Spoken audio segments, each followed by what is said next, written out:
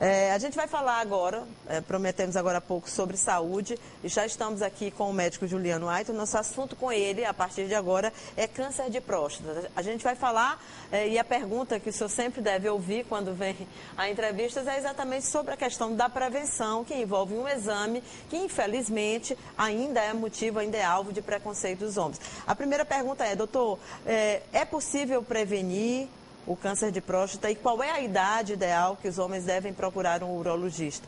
Para não acontecer de quando procurar, eles já terem a doença, né? Porque a prevenção é que é hoje o mais importante em termos de câncer. Muito boa tarde a todos. Boa tarde. Cíntia, Ari.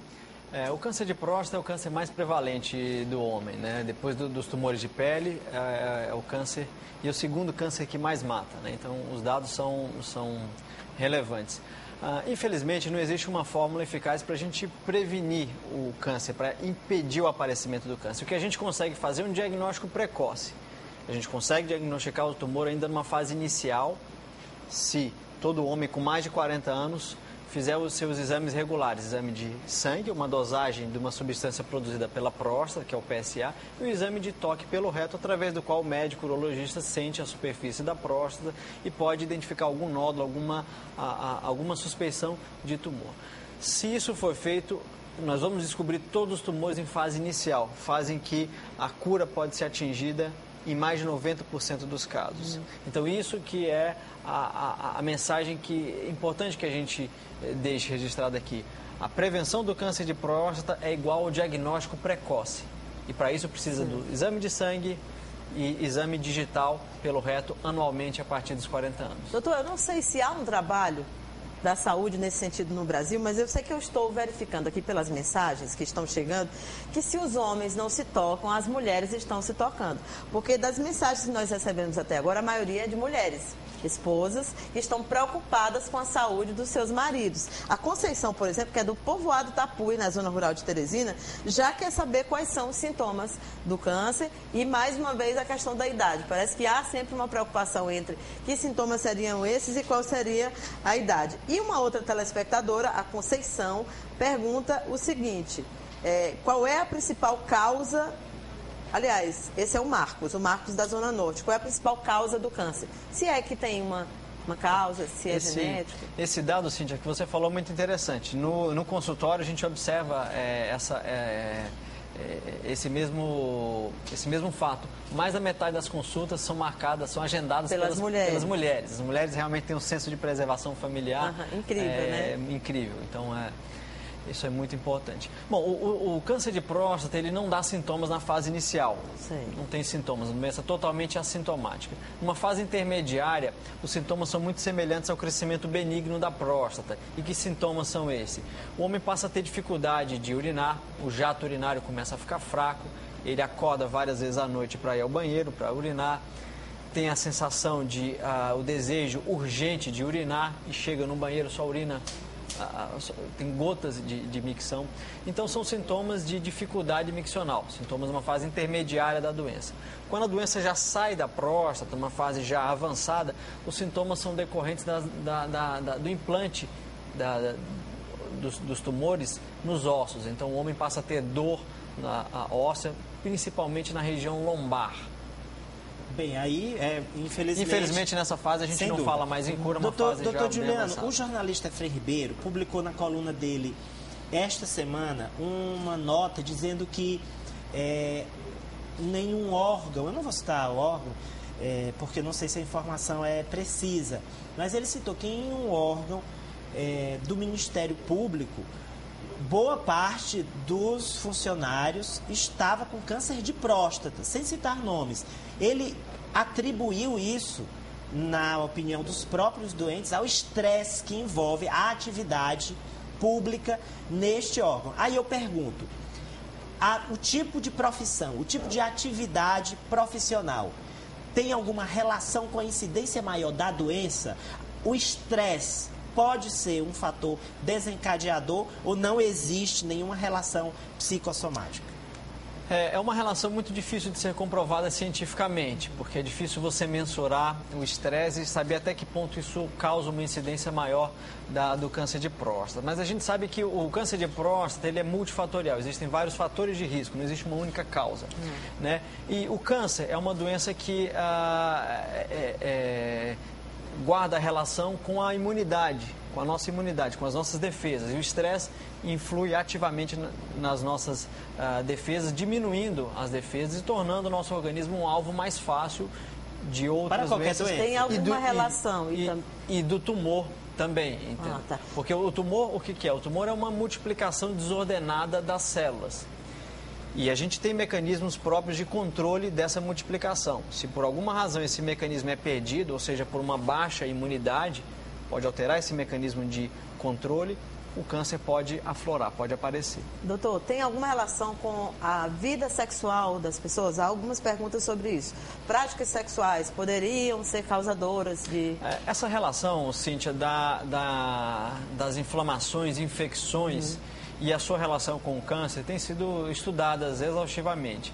Mas até o momento não há nenhuma conclusão definitiva sobre uma relação causal entre infecção, seja doença de transmissão sexual, infecção do trato urinário e câncer de próstata. Portanto, até o momento a gente não pode afirmar que existe essa relação causa-efeito. São comuns no noticiário nacional, a gente vê no UOL, na Folha, no Estadão, notícias de pesquisas, às vezes que a gente avalia como meio estranhas. Por exemplo, uma das últimas pesquisas, há algumas semanas, é que os homens que tomam mais de uma lata de refrigerante por dia estão mais propensos a desenvolver o câncer de próstata. Foi um estudo científico publicado, inclusive.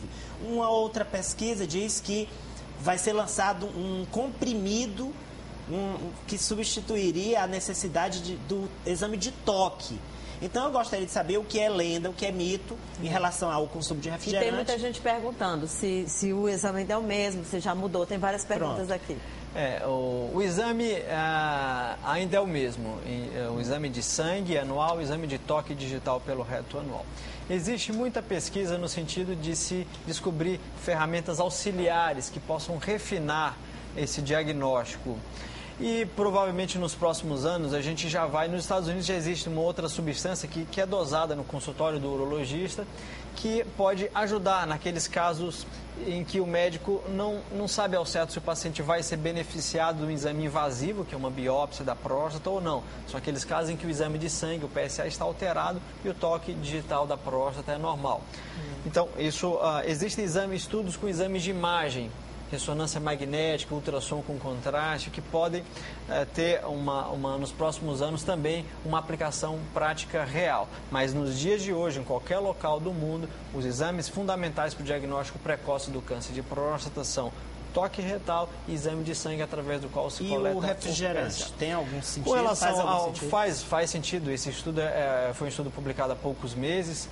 O câncer de próstata, sabidamente, tem relação com o estilo de vida. O sedentarismo e a obesidade têm sido implicadas como fatores corresponsáveis pelo aparecimento do câncer de próstata. Por exemplo, motoristas de ônibus estão perguntando aqui, pelo fato de permanecerem sentados por muito tempo. Cavaleiros, os ciclistas profissionais, até o momento não se comprovou uma incidência maior de câncer de próstata nesse grupo. O que pode acontecer é que o exame de sangue, o PSA, pode ser ligeiramente superior nesse grupo, mas isso não leva uma incidência maior do câncer de próstata. Conforme nós estávamos falando, a relação entre os hábitos de vida e a incidência de câncer de próstata ela é bem evidente. Se a gente for analisar a incidência do câncer de próstata nos países orientais e comparar com a incidência nos países ocidentais, os Estados Unidos é o protótipo da civilização ocidental, a gente encontra uma incidência 6 vezes maior entre os americanos. Se um japonês ou um chinês for morar nos Estados Unidos, já a primeira geração tem uma incidência de câncer de próstata igual aos americanos nativos, mostrando que o problema não é no DNA, o problema são os hábitos de vida. Obesidade é marcante nos Estados Unidos, consumo de gordura de origem animal marcante nos Estados Unidos. Então isso parece implicar no surgimento do câncer da próstata. Doutor, tem uma pergunta aqui que eu acho que deve ser feita porque ela talvez mostre bem o nível de desinformação. O Carlos de Piripiri pergunta, o que é próstata? A gente começou falando interessante, disso, né? é uma verdade. observação interessante. A próstata é um órgão que fica entre a bexiga e a uretra masculina. É uma glândula que tem o tamanho de uma noz fechada com casca, né? E a partir dos 40 anos ela começa a crescer. Os sintomas do crescimento benigno são a dificuldade miccional e a próstata também pode ser alvo do câncer. E qual que é a função da próstata? A próstata não participa da ereção. A próstata ela produz cerca de 1/3 do esperma. Então essa é a função da próstata no homem. E existem muitas dúvidas e algumas que parecem curiosas. Por exemplo, a masturbação diminui o risco? É o Luiz Araújo que pergunta. Não, absolutamente. Não tem há nenhuma relação nenhuma entre isso. Mas a questão da falta de ereção pode estar associada ao câncer de próstata? Não a falta de ereção não é um sintoma do câncer da próstata. Esse aqui diz o seguinte: ele fazia os exames anualmente, mas agora tomou uma decisão de retornar ao médico só depois que ele completar 60 anos. Ele tem 57. Eu não sei por que ele tomou essa decisão, mas... Fez durante tantos anos. Os homens têm um medo de descobrir que tem alguma doença grave, né? E isso, a sociedade não aceita os frágeis, né? Isso pode torná-lo frágil perante Para os homens é pior ainda, né? Então, talvez seja uma explicação. E agora uma dúvida que eu tenho. As mulheres, elas vão ao ginecologista por volta de 10 anos, 11 anos, quando tem a primeira menstruação. E os homens precisam ir ao urologista com que idade? Os homens, em todos os momentos do desenvolvimento do homem, desde a adolescência, desde a primeira infância até a fase adulta e a terceira idade, a gente encontra um momento importante de avaliação do urologista. Logo, na primeira infância, é importante a avaliação do urologista infantil para avaliar o desenvolvimento, a posição dos testículos, a existência ou não de fimose. Na adolescência, orientação com relação à prevenção de doenças de transmissão sexual, o desenvolvimento típico da puberdade, a existência de varicocele, que acomete cerca de 15% dos adolescentes e pode tardiamente levar a um problema de infertilidade. O adulto jovem precisa ser orientado quanto ao pico de incidência do câncer de testículo que acontece nessa idade dos 25 aos 35 anos e a partir dos 40 anos os problemas relacionados à próstata. Ok. Ou seja, desde sempre. Desde sempre. Em todos os momentos. Mas isso acontece no Brasil? Isso não acontece. Né? Isso é importante a gente, e eu ressalto a iniciativa do programa de trazer esse assunto, né, à tona, porque a gente está cumprindo o nosso papel de informar o cidadão. E qual o primeiro passo, pergunta o Paulo do Buenos Aires, quando você descobre que tem câncer de próstata? Depois da descoberta, da confirmação do tumor, a gente precisa saber a extensão desse problema, se ele está restrito à próstata ou se ele já saiu da próstata, para que aí a gente possa realizar o tratamento curativo ou paliativo. Tem uma pergunta bem específica aqui. Sangue no esperma pode ser um indicativo de câncer de próstata? Não, habitualmente a presença de sangue no esperma não costuma ser. Em cerca de 80% dos casos não é um problema grave, não tem relação nenhuma com câncer. É um problema de origem inflamatória que tem uma evolução autolimitada. E ressecamento? Pergunta também de uma mulher, que o marido dela tem 40 anos, estaria apresentando esses sintomas. Não tem relação. Isso pode ser decorrente de apenas uma hiperplasia benigna prostática, mas não é um sintoma comum do câncer de próstata. E infertilidade? Infertilidade, tem alguns estudos que têm mostrado uma incidência maior de câncer de próstata entre os inférteis. Então é preciso ter um cuidado especial nesse grupo, uma avaliação bem detalhada com respeito à prevenção do câncer de próstata. O câncer de próstata mata, tem muita gente perguntando isso aqui. Mata. No Brasil, como a cada câncer, hora né, morre um homem de câncer de próstata. Nossa. Então morrem 24 por dia. Então, desde que a gente começou a fazer o programa, já morreram 2. Verdade. E muitas dessas mortes... É o segundo que mais mata. Qual é o que mais mata? O de pulmão. O de pulmão, né? E muitas dessas mortes por câncer de próstata poderiam ser evitadas se a doença tivesse sido diagnosticada numa fase inicial. uma fase em que a cura pode ser atingida. Tá certo. Então, doutor, muito obrigada. A gente ficaria, Obrigado. tem muitas perguntas, eu sinto muito que procurou mesclar aquelas que possam atender um número maior de telespectadores. E, por fim, tem um telespectador querendo saber se o senhor, profissionalmente, pessoalmente, trata de questão de infertilidade masculina. Sim, nós tratamos. Só antes de encerrar a entrevista, porque a filhinha dele, de 6 anos de idade, pediu para ele mandar um beijo ao vivo aqui no programa. Ele perguntou se podia antes da entrevista. Eu gostaria que ele mandasse, então. Então eu quero aproveitar para mandar um beijo para toda a minha família, em especial para a Giovana, que deve estar me assistindo. Já pensou, Giovana, se a gente não deixasse, depois a gente tomar tanto tempo do seu pai aqui. Obrigada, doutor, mais uma vez pela presença, tá bom?